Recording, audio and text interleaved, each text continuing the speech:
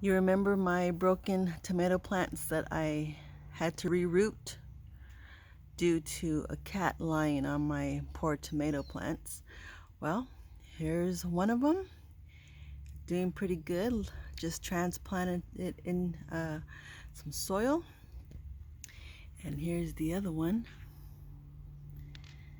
I say it looks pretty good.